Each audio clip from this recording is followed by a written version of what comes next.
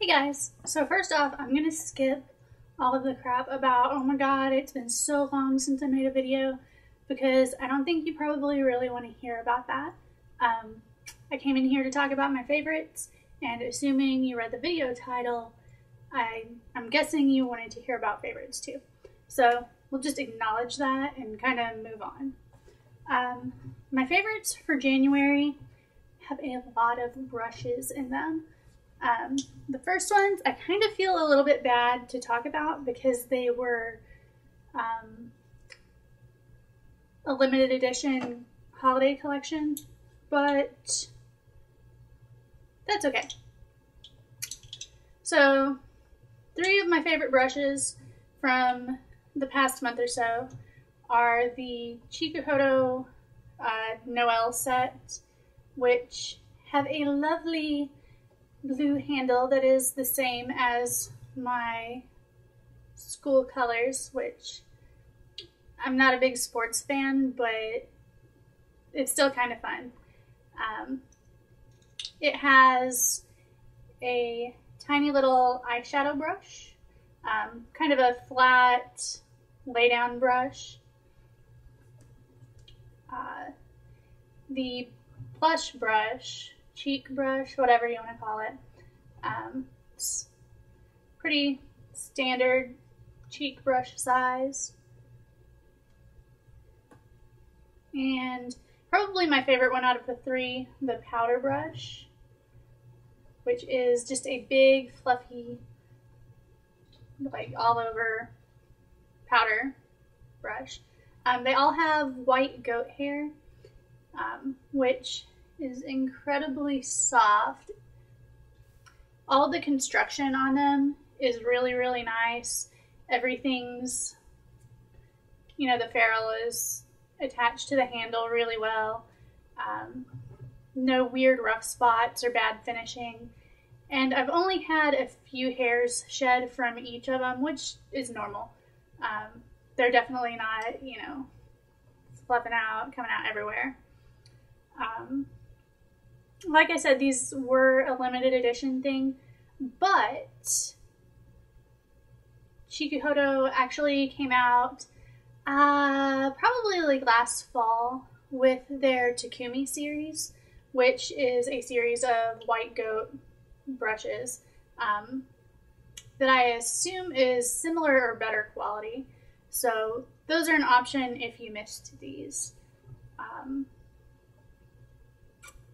It's really similar. Their white goat hair is really similar to the same hair from Hoto. So those are a little bit easier to get. But if you were thinking about the Takumis, based on these, I would say it's worth it. Another little brush that I have fallen absolutely in love with over the past couple months, I guess, is how long I've had it, is the Wayne Goss 7 brush. It's a tiny itty bitty little lip brush. The product description, recommends it as a lip brush. I thought I was going to be real slick and use it as a brush for my lower lash line, and that did not work out because it's soft, but it's very stiff. So it wasn't really very comfortable to use around my eyes. So I decided to use it the way that they told me to use it, even though I don't like people to boss me. I caved to their demands. And it is a really fantastic little lip brush because the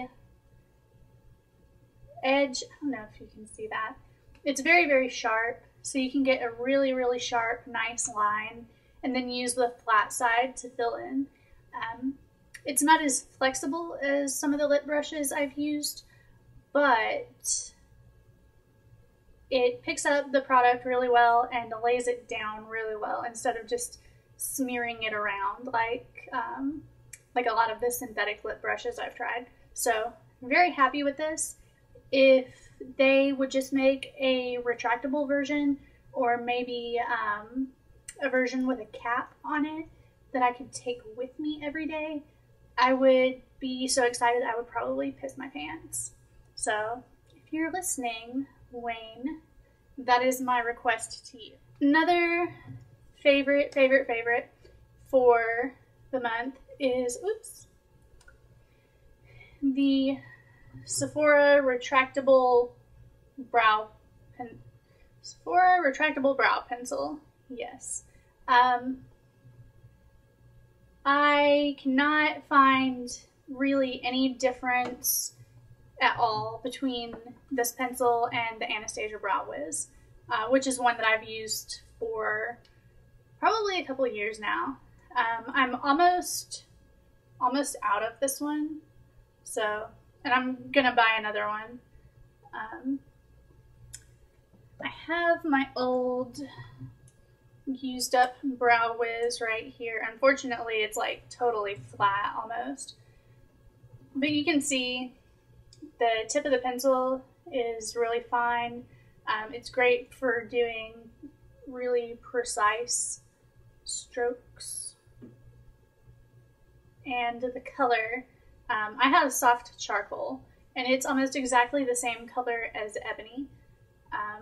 So I think the Brow Wiz is, what, 22 something like that dollars, and the Sephora one is 11 for the exact same damn thing, as far as I can tell.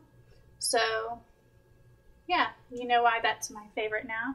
The one big difference between them, though, is the brush on the opposite end. The Brow Wiz has, you know, the little spoolie brush, and the Sephora brow pencil has a little comb, which basically is kind of useless unless you have really long brow hairs, which I don't. I never liked the one on the Anastasia pencil either because it's really scratchy and very stiff, and it would actually take off my makeup if I wasn't really careful, so I didn't use it, and I don't use the comb end of this one.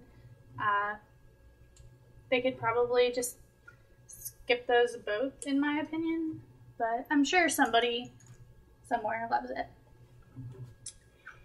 And my last favorite of the month is one that I've actually reviewed before, kind of a long time ago, and that's the Dior Fusion Mono Matte in Mirage, which is an eyeshadow, right?